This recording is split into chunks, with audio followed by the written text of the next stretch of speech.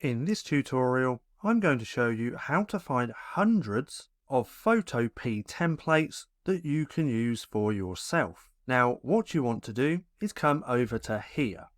This is photopea.com/templates. Now, what I'm going to do is also link this down in the description below.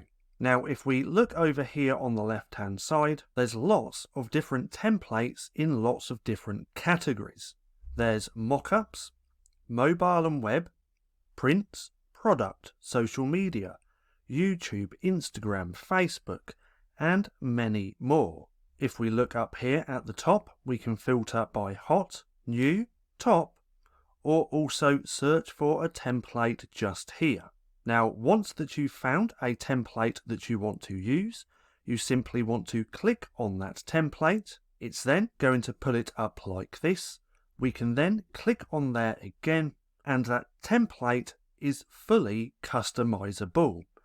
From here, you can change anything that you want. So that's how to find all of the Photopea templates here in Photopea. Now, for more bite-sized Photopea tutorials, click right here and watch this playlist.